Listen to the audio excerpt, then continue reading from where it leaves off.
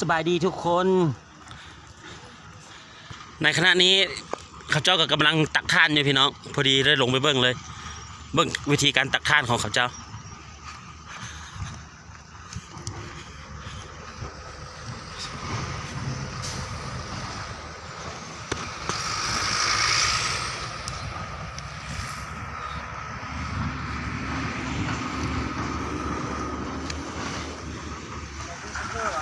สบายดี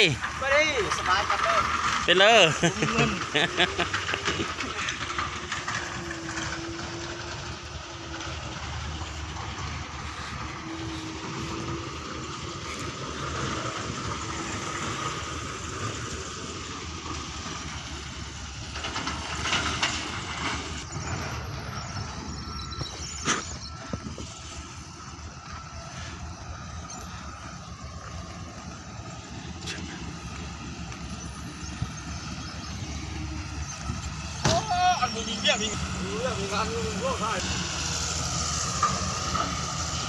นี่ก็เป็นการตักทานเห็ดเป็นสีดำๆอยู่นี่จิเป็นท่านมันเลยพี่น้อง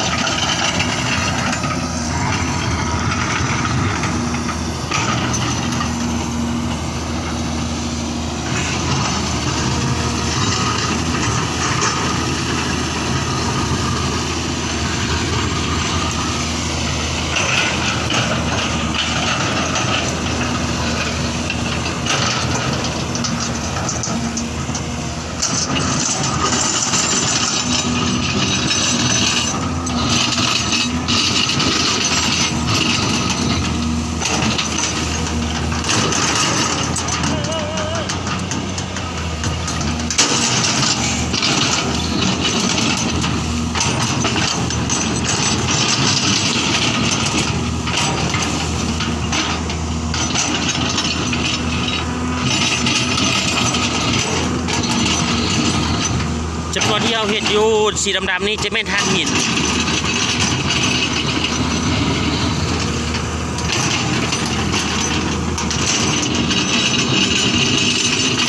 ท่านหินแห่งนี้จะมีคุณภาพสูงหลายพี่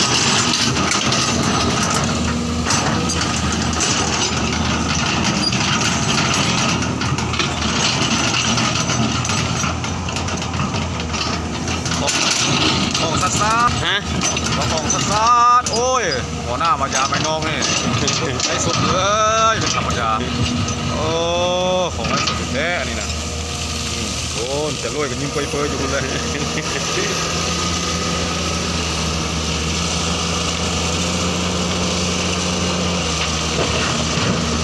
โอ้จะรวยกันสบายแล้วบริณาคนไปได้ไหม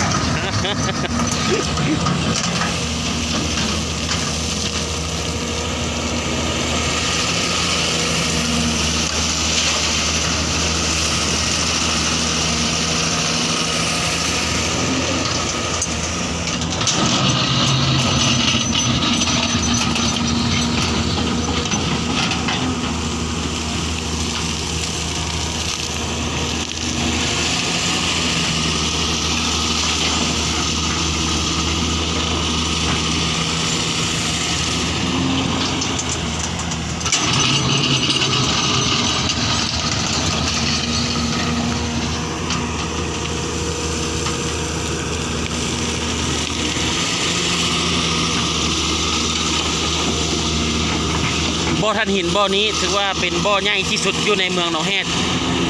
แขกชิขวางของพวกเรานี่อยู่ในบ่อนี้จะเป็นบ่อใหญ่ที่สุดเลย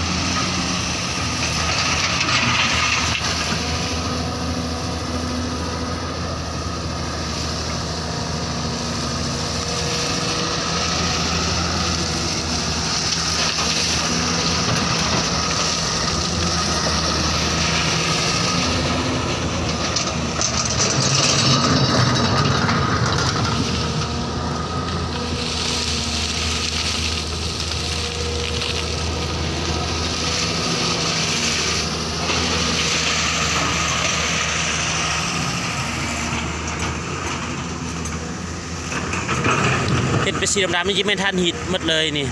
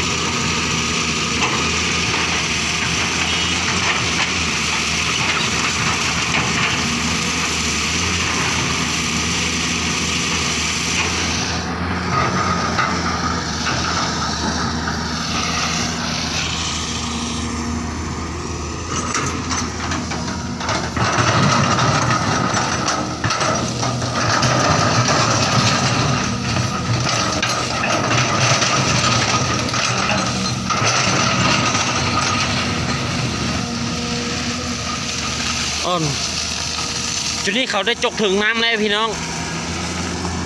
เห็นว่ามีน้ำออก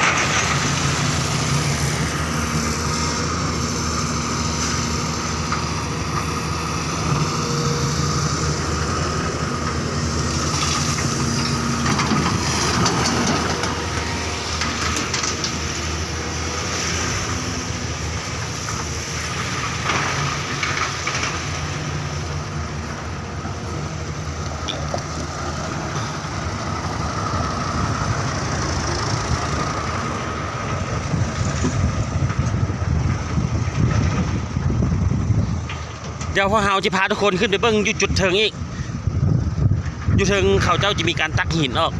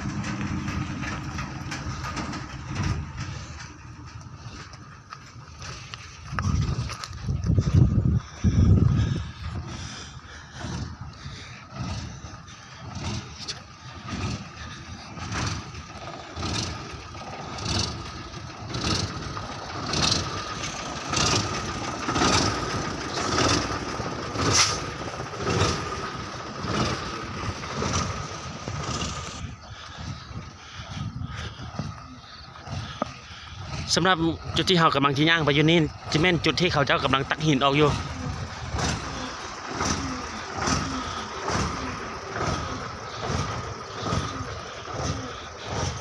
เป็นบ่อที่ใหญ่ที่สุดเลยพี่น้อง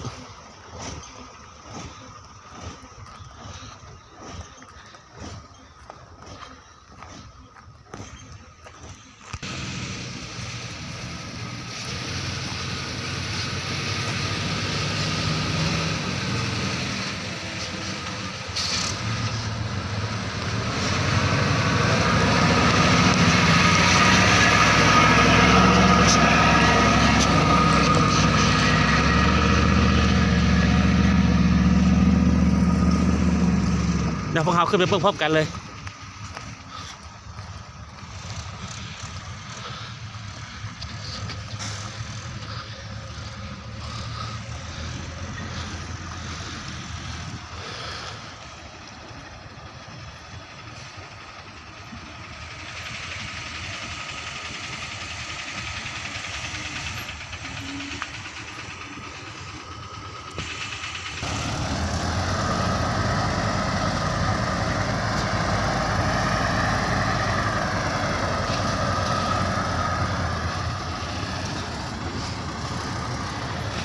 นะครับกับมอดแล้วเนาะพี่น้องพวกชุดที่เขาเจ้ากำลังตักหินตักดินออกอยู่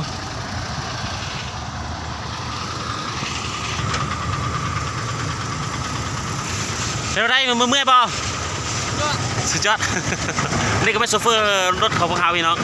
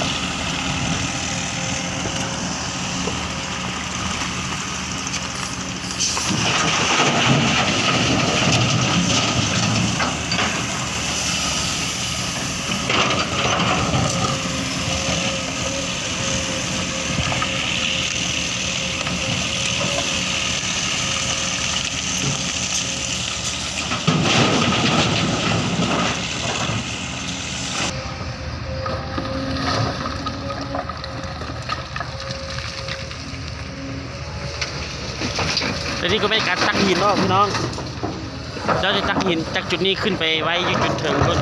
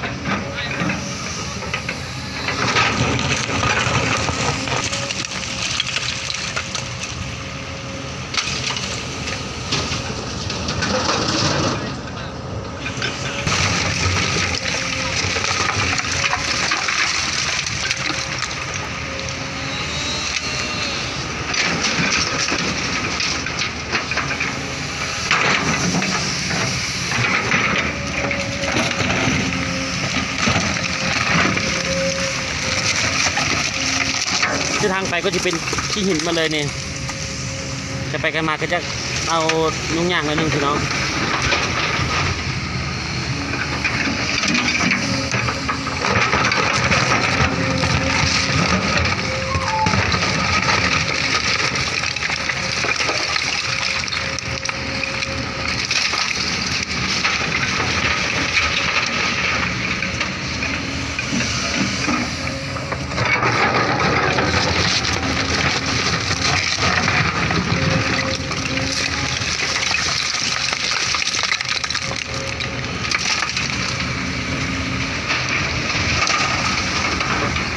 เดี๋ยวพาทุกคนไปเบิ่งกันเจาะหิน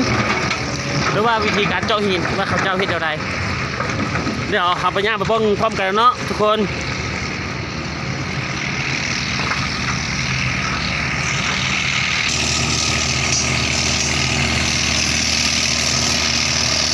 พอแล้วพี่น้องสำหรับคลิปนี้จะเป็นการเจาะหิน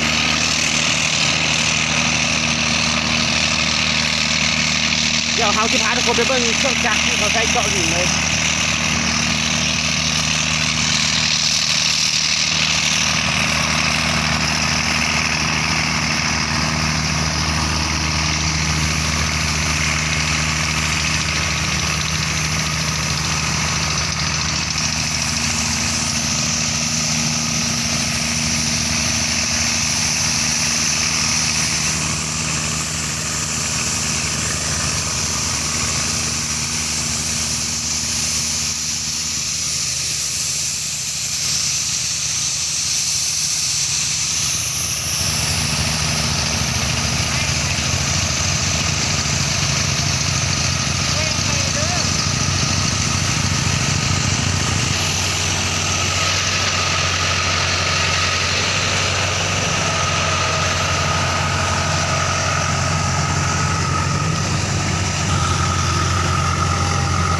ำหรับหูนี้ก็เป็นหูที่เขาเจ้าเจาะ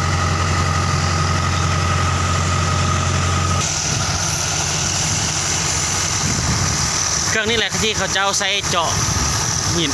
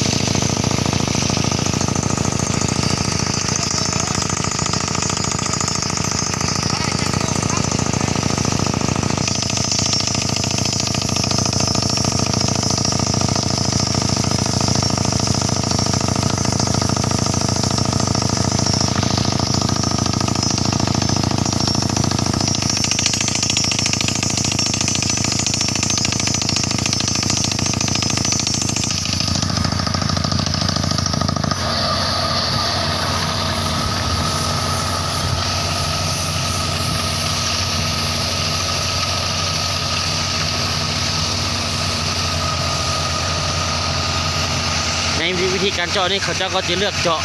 ไปเป็นจุดเป็นจุด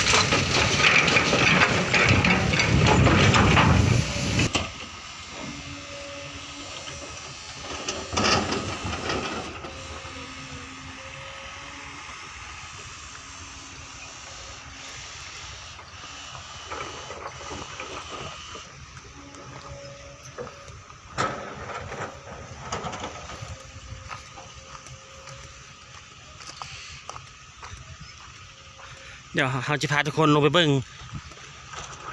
อยู่ทางรูปมันอีกเบิ้งวิธีการตักทาน